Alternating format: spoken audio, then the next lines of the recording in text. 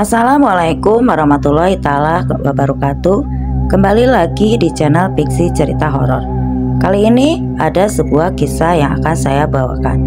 Sebuah cerita yang berdasarkan dari kisah nyata tentang ilmu pelet suku Dayak yang ditulis oleh Om Ras.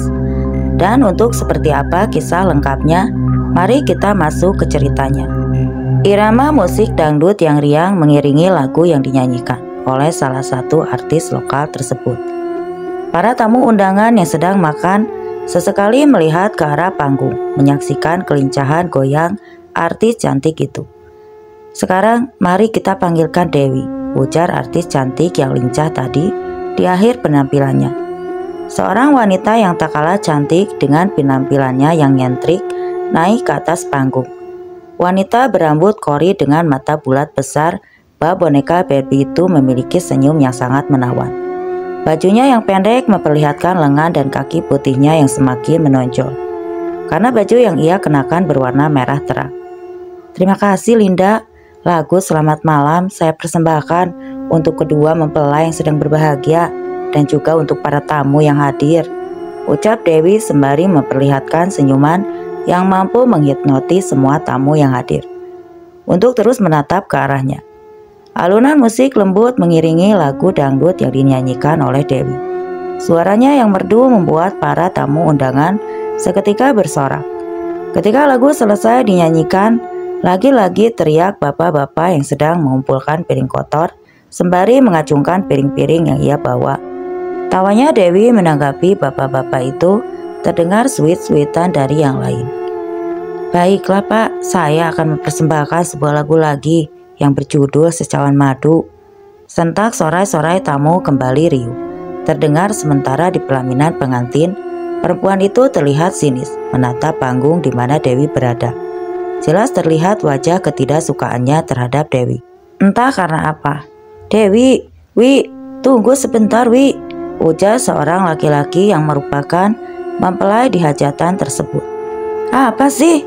bentak Dewi dengan menepis tangan laki-laki itu. "Wi, aku masih belum selesai denganmu. Semuanya sudah selesai ya. Saya dan Anda sudah tidak ada hubungan apa-apa lagi." "Dewi," ujarnya lagi sambil terus memegang tangan Dewi. "Dewi, aku masih mencintaimu." Untungnya Anton, ia merupakan salah satu anggota grup musik. Mereka datang menghampiri Dewi dan sebelum ada yang salah paham, Anton menarik Dewi untuk keluar dari ruangan tersebut. "Siapa sih dia, Wi?" tanya Anton setelah berada di luar. "Mantan suamiku," jawab Dewi membuat Anton terbelalak. "Hah? Mantan suami?" ujarnya tak percaya. "Iya, aku dulu sempat menikah dengan laki-laki itu, kemudian bercerai setelah 2 bulan pernikahan karena orang tuanya, dan sekarang bertemu lagi setelah 3 tahun lebih kami tak saling dengar kabar," ucap Dewi pelan. Setelah sampai di rumahnya, Dewi lantas merebahkan tubuhnya yang lelah di atas kasur empuknya. Helaan napas Dewi yang berat dan matanya terpejam. Terbayang kembali olehnya kenangan-kenangan masa lalu ketika ia dan Randy bercerai. Karena laki-laki itu lebih memilih dan membela keluarganya yang jelas-jelas salah ketimbang istrinya, yaitu Dewi. Yang akhirnya setelah 1 tahun bercerai dengan Randy, ia kembali menikah dengan pemilik organ tunggal. Tapi pernikahan keduanya itu pun tak berjalan lama, hanya berumur 9 bulan saja, kemudian bercerai lagi. Karena tuntutan dari istri pertama suaminya dan dari hasil pernikahan keduanya itu, Dewi hamil tanpa suami. Alhasil, dia tidak mau memberikan nafkah kepada anaknya, dan itulah yang mengharuskan Dewi mencari nafkah untuk membesarkan anaknya seorang diri. Berbagai macam pekerjaan dia lakukan seorang diri untuk mendapatkan uang, sampai akhirnya ia bertemu dengan Linda. "Suaramu bagus, Wi. Kenapa kamu tidak jadi penyanyi saja? Ya, walaupun jumlah artis lokal, tapi kan penghasilannya jauh lebih baik, Wi," ujar Linda kala itu. "Aku tak punya modal untuk mempercantik diri, Lin." "Lah, jangankan untuk mempercantik diri, untuk mencukupi kebutuhan anakku saja aku kewalahan," ucap Dewi kala itu. "Ya, kalau kamu mau, aku akan mengajarimu cara mendapatkan modal," ujar Linda sambil tersenyum. Dewi mengerutkan keningnya menatap Linda yang tersenyum manis di hadapannya. Bagaimana caranya? Tanya Dewi, dan dari situ Linda mengenalkan seorang laki-laki. Ya, dia merupakan langganannya pada Dewi. Meski penampilan Dewi kala itu bisa dibilang masih sederhana, tapi parasnya yang cantik mampu membuat si lelaki hidung belang itu mau membayarnya dengan nominal yang cukup besar. Dan satu malam, ya, singkat cerita, Dewi menggenggam erat uang haramnya yang ia dapat dari lelaki hidung belang tadi malam. Ia menyerahkan uang itu kepada Linda, dan kemudian Linda yang membuat drastis penampilan Dewi. Dewi sendiri terpukau begitu berdiri di depan cermin, menatap tubuh indahnya yang dibalut dengan baju ketat dan celana pendek yang memperlihatkan paha mulusnya. Mudah kan mencari uang, Wi? Ucap Linda saat itu. Tapi aku tidak mau logis seperti itu, Lin. Ucap Dewi parau. Tidak usah dipikirkan. Yang penting kamu dan bayimu bisa hidup layak, makan enak, dan punya tempat tinggal yang bagus. Dewi menarik napas panjang. Di antara hati dan pikirannya benar-benar tidak karuan. Ia senang namun juga merasa kalau dirinya sudah sangat kotor. Maaf Bu, ini dari tadi Arif nangis terus.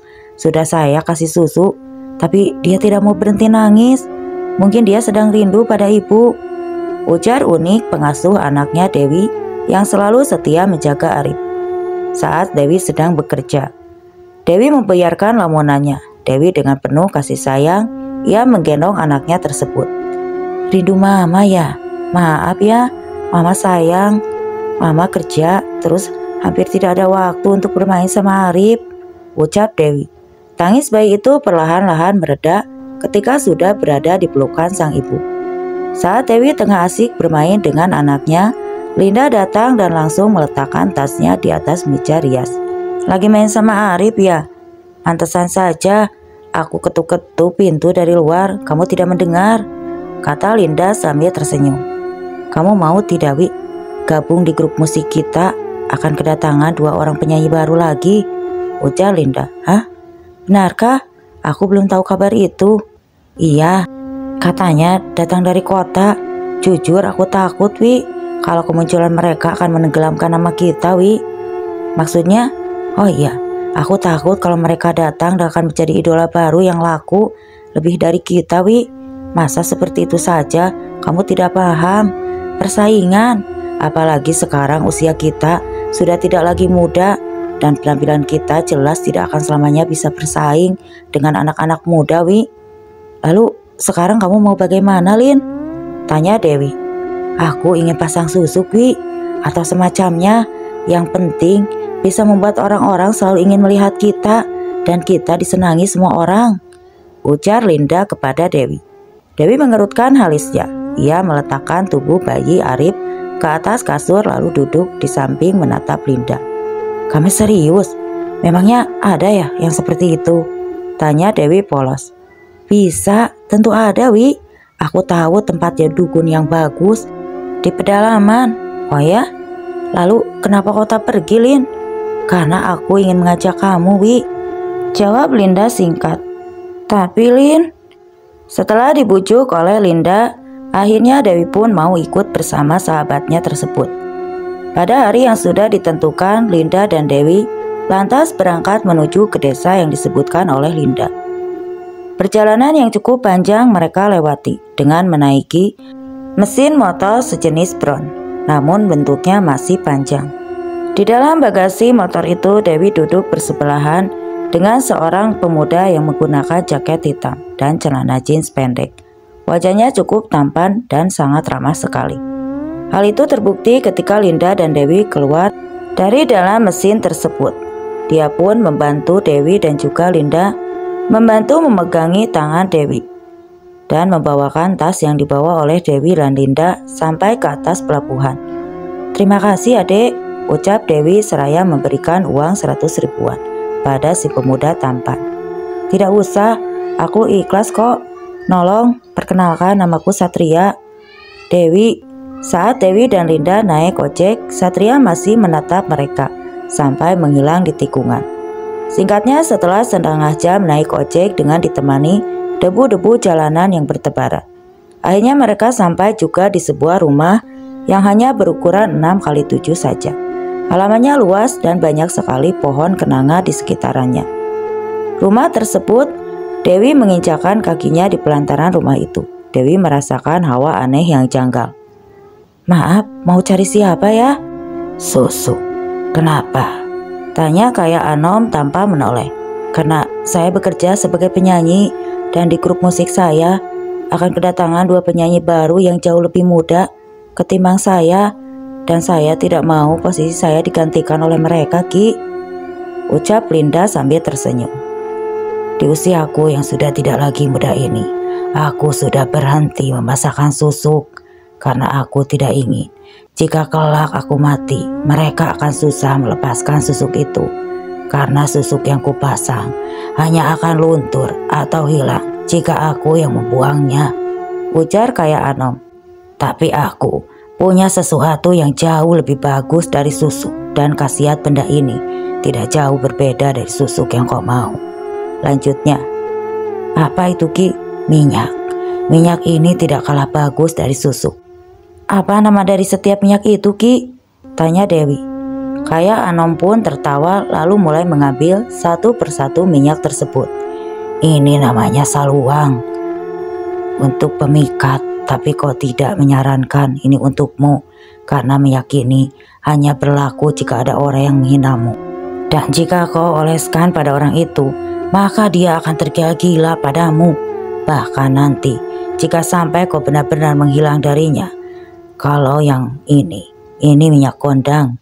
Ini juga tidak kusarankan untukmu, karena kalau salah pasang minyak ini, bukan orang lain yang tergila-gila padamu, tapi kau sendiri yang akan tergila-gila padanya. Masih banyak jenis-jenis minyak yang aku punya.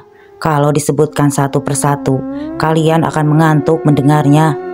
Jadi langsung saja kutunjukkan. Nah, ini namanya minyak Dewi Sinta, pemikat ampuh yang membuat orang-orang menjadi menyukaimu. Sekali melihatmu, orang-orang tidak akan berpaling.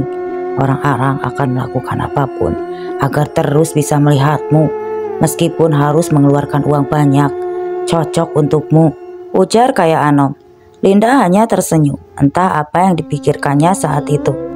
"Berapa yang harus saya bayarkan, Kai, untuk bisa mendapatkan minyak ini?" tanya Linda antusias. "Minyak asli yang memiliki isi bisa kau suruh-suruh atau kau ajak bicara. Contohnya seperti ini," ujar Kaya Anom seraya menunjuk ke arah botol minyak yang jauh lebih kecil. "Rayun berputar," ujar Kaya Anom pada botol minyak bertali benang hitam tersebut. Yang anehnya minyak itu berayun dan berputar sama seperti disuruh dari Kaya Anom. "Boleh saya sentuh, Kai?" tanya Linda terpukau dengan minyak yang berayun tersebut. "Stop," ujar Kaya Anom lalu membimbing tangan Linda untuk mencoba memegang ujung benang dari minyak tersebut. Linda langsung ternganga ketika ia merasakan denyutan yang menjalar melalui nadinya ketika minyak tersebut mulai bergoyang dengan sendirinya. "Astaga, Wi, minyaknya benar-benar bergerak sendiri," ujar Linda histeris kegirangan. Namun tiba-tiba, trak, Linda seperti terdorong oleh sesuatu. Linda kaget dan langsung melepaskan minyak itu. "Ada apa, Kai? Kenapa bisa begitu?" tanya Dewi seraya membantu Linda bangun. "Ada niat tidak baik dari temanmu ini. Penunggu rumahku tidak menyukai niatnya itu," jawab Kaya Anom seraya mengambil sebiji telur ayam dari dalam wadah anyaman rotan. Yang telurnya itu dipecahkan dan terlihat darah kental berbau, miris seperti darah haid. "Kamu ada niat apa sebenarnya? Jujur saja," ujar Kaya Anom tersenyum. Linda gugup berkali-kali. Ia menelan ludahnya yang terasa keluh. "Oh, ya sudah. Kalau kamu tidak mau jujur, aku pun sudah tahu niatmu itu, dan kusarankan untuk tidak melakukannya. Tidak baik bagimu itu di sini, karena aku takut kalau itu terjadi, kau sendiri akan tersiksa," ujar Kaya Anom membuat Dewi lagi-lagi mengerutkan alisnya. "Niat buruk apa sih, Lin? Desak Dewi. Sudah, jangan berdebat di tempatku. Sekarang katakan saja, kalian mau berapa jenis minyak? Tanya Kak Anom. Saya yang Kai sebutkan tadi saja, jawab Linda. Yang sudah dicampur dengan minyak Dewi Sinta tersebut. Saat guyuran pertama, Dewi merasakan ada sesuatu yang sangat berat, seperti tertarik keluar dari dalam tubuhnya. Dilanjut dengan guyuran kedua, Dewi akan tubuhnya menjadi sangat kedinginan. Dan pada guyuran ketiga, Dewi merasakan tubuhnya menjadi ringan, seolah tanpa beban. Pikirannya pun tak lagi semuanya terasa ringan, enteng. Ia merasakan sesuatu yang tidak bisa dijelaskan dengan kata-kata. Karena kalian ada di sini, maka sebagai syaratnya, kalian harus mencerahkan penduduk yang sudah kusiapkan ini kepadaku. Masukkan juga uangnya ke dalam wadah beras itu, ujar Kak Anom menunjukkan. Ada 2 wadah anyaman rotan yang sudah berisi baskom, tempat menaruh penduduk, yang antara lain selembar tapis beras kelapa yang dililit benang dan jarum yang ditusukkan pada uang. Kamu duluan ya, Wi, suruh Linda. Ini penduduk dan maharnya, Kai, sebagai pengganti minyak yang saya minta, ucap Dewi seraya menyerahkan wadah penduduk itu pada Kai Anom. Aku terima penduduk dan maharnya. Sekarang minyak ini sudah menjadi milikmu. Dan ingat pantangannya ya. Pantangannya yang satu, jangan dibawa melawat atau melayat. Yang kedua, jangan dibawa masuk ke area perkuburan, ujar Kak Anom. Dewi mengangguk sambil tersenyum. Lalu setelah itu, giliran Linda yang menyerahkan penduduk serta maharnya. Keesokan harinya setelah sarapan bersama dengan keluarga besar Kak Anom, mereka berdua berpamitan untuk segera pulang. Singkat cerita, sebulan setelah, minyak itu ada di tangan mereka. Pekerjaan mereka perlahan-lahan semakin lancar. Dan dalam seminggu saja, mereka bisa meraup jutaan dari hasil saweran. Belum lagi uang bonus dan lain-lainnya. Mereka bahkan mendapatkan tawaran bergabung dengan grup musik yang sudah lumayan terkenal dan besar. Kamu yakin, Wi, tidak mau ikut masuk grup itu? Penghasilanmu bisa jauh lebih besar lagi, Wi. Dewi menggeleng. Aku sudah merasa jauh daripada apa yang ada pada grup yang sekarang, Lin. Kalau kau ingin ikut grup itu, silakan saja, Lin. Aku terus mendoakan yang terbaik untukmu, jawab Dewi pelan. Seraya sejak saat itu, Dewi dan Linda sudah jarang bertemu, karena mereka sibuk dengan masing-masing pekerjaan. Terlebih bagi Linda, karena sejak ia bergabung di grup musik besar tersebut, ia bahkan tak memiliki waktu sehari pun untuk libur. Pada saat itu, Dewi tampil di sebuah acara pernikahan dan pihak keluarga mempelai menginginkan Dewi menyanyi saat acara pernikahan sampai jam 12.00. Lalu dilanjutnya besok paginya untuk menghibur para tamu yang dasarnya saat Dewi tampil dengan goyangan yang indah.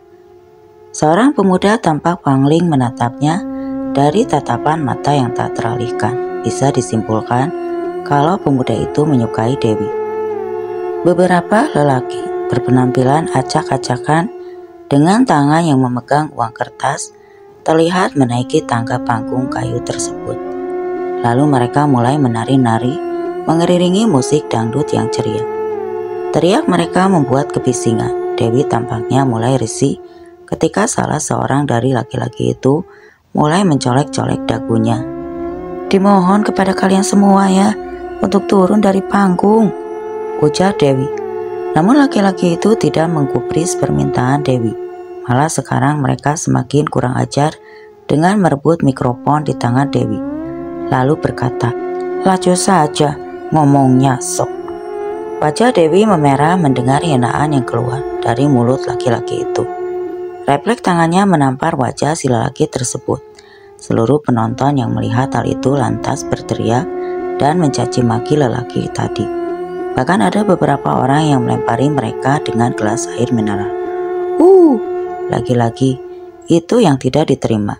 Dicaci maki oleh penonton langsung melampiaskan amarahnya pada Dewi. Tubuh Dewi terjatuh, pergelangan kakinya yang memakai sepatu tinggi itu terasa sangat sakit sekali. Sementara anggota grup lainnya yang tidak terima artisnya diperlakukan seperti itu, malah terlibat perkelahian dengan gerombolan laki-laki tersebut. Keadaan pesta malam itu benar-benar kacau. Seorang pemuda yang sedari tadi melihat ke arah Dewi lantas bergegas naik ke atas panggung dan langsung memukul seorang laki-laki yang hendak menghajar Dewi. "Mereka mabuk, turun," ujar si pemuda itu. Tapi karena kaki Dewi yang kesakitan tidak bisa berdiri, akhirnya membuat si pemuda tersebut mau tidak mau harus menggendongnya.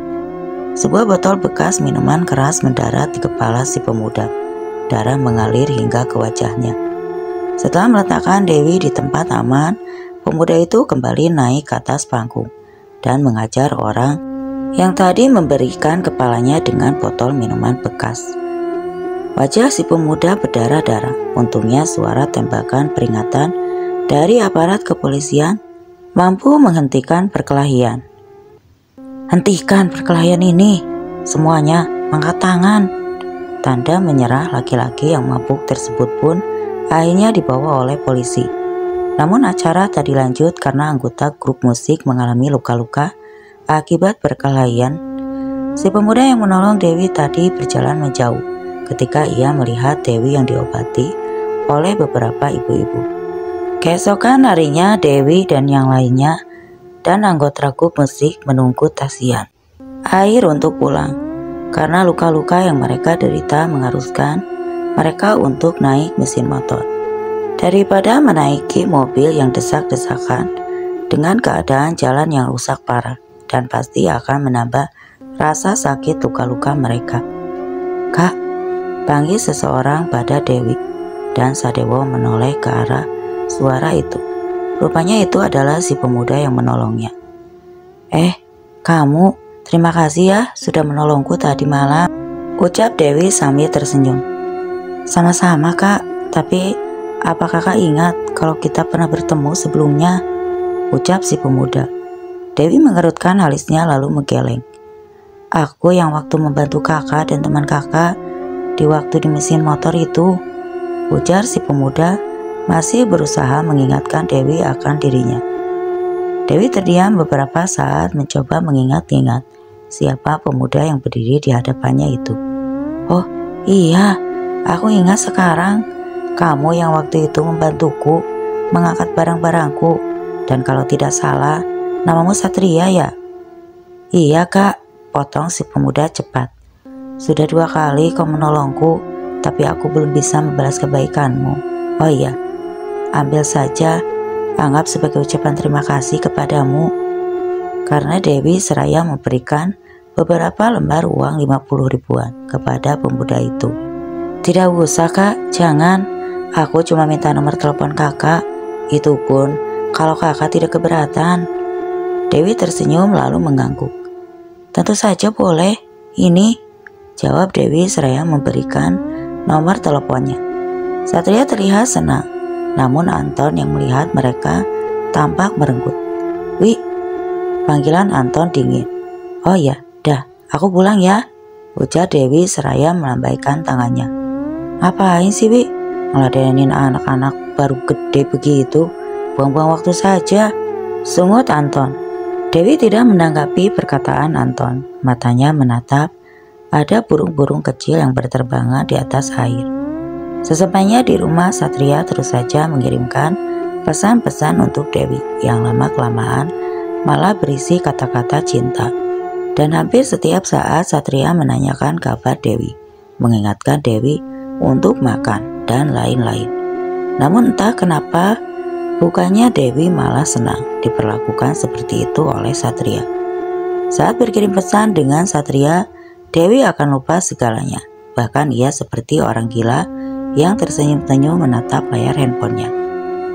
"Kenapa ya? Apa yang aku rasa? Aku tahu ini tidak semestinya. Tapi bisakah aku menolak rasa cinta itu datang?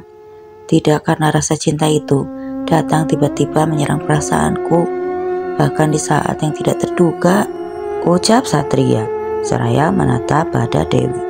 Semilir angin lembut menemani mereka saat itu. Dewi terdiam, napasnya terdengar berat, matanya menatap pada perahu jukung yang dibawa oleh seorang anak kecil untuk menyeberangi danau kecil tersebut. Suara kecipak air membawa pikiran Dewi kembali melayang ke masa lalunya. "Apa kau mau menjadi kekasihku?"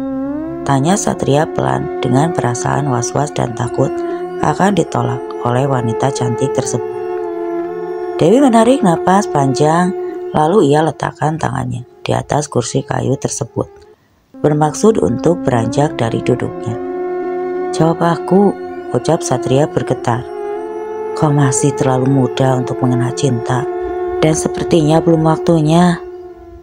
Kau menganggap remeh cintaku karena usiaku yang muda. Asal kau tahu, kedewasaan bukan terletak pada usia siapapun. Pasti akan menjadi tua, tapi tidak semuanya bisa bersikap dewasa," ujar Satria, lalu menghela napas. "Andai kuceritakan semua kisah hidupku, pasti kau akan percaya," selanjutnya Dewi pelan. Dewi menarik napas dalam-dalam. Hati, pikiran, mulutnya saat itu benar-benar saling bertentangan. "Aku mau jujur padamu. Selama aku menjadi penyanyi dari panggung ke panggung, aku selalu menyembunyikan identitasku, kisahku, dan semua rahasia tentangku. Dan sekarang akan kuceritakan kepadamu. Satria, sebelum kau benar-benar mencintaiku terlalu dalam, lebih baik kau kecewa sekarang daripada nanti. Nah, kau menjalin hubungan denganku," ucap Dewi serak.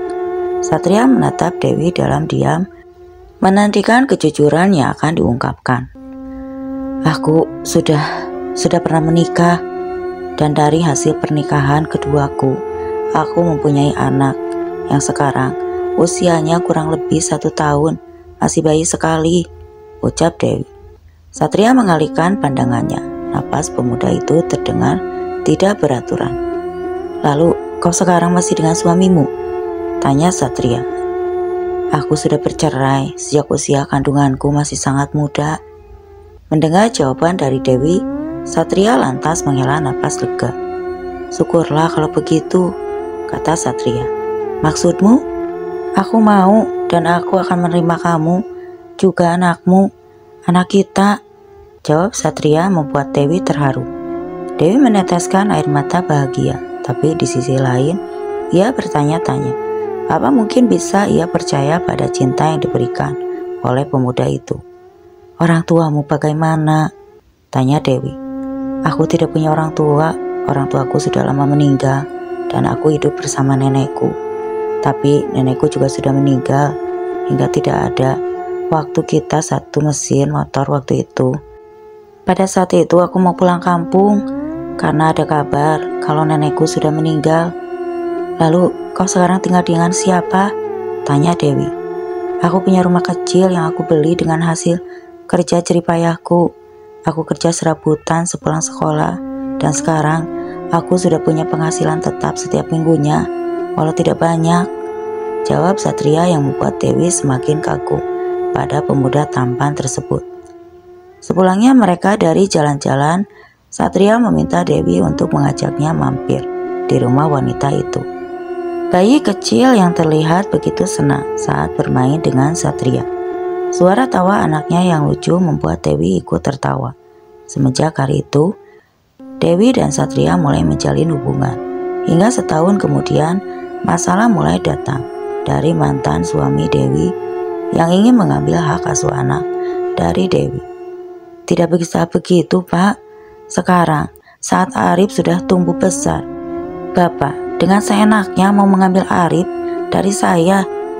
Lalu kemana? Saat dulu-dulu Bapak, bahkan Bapak sendiri, dengan tega meninggalkan Dewi dan Arif yang kala itu masih di dalam kandungan," ujar Satria memasang badan di depan pintu rumah Dewi agar mantan suami Dewi tersebut tidak masuk ke dalam. "Memangnya kau ini siapa, ha? Calon suami Dewi? Baru calon saja, sudah belaga. Aku ini bapak kandung dari Arif. Kau mau apa?" bentak mantan suami Dewi. Pada Satria seraya mendorong tubuh Satria. "Jangan coba-coba berani masuk ke dalam, Pak." Teriak Satria gusar menahan emosinya yang semakin meledak. Ketika si lelaki itu mulai mengejeknya dengan mencabut parang dan meringis-ringis tangannya. Laki-laki itu rupanya mempunyai ilmu kebal. Tutup pintunya, ujar Satria pada Dewi yang sedari tadi bersembunyi di belakang pintu. Dewi mendengar dari percakapan antara Satria dan mantan suaminya itu, bahwa ternyata mantan suami Dewi rupanya sudah menceraikan istrinya, dan dia bermaksud untuk rujuk kembali dengan Dewi.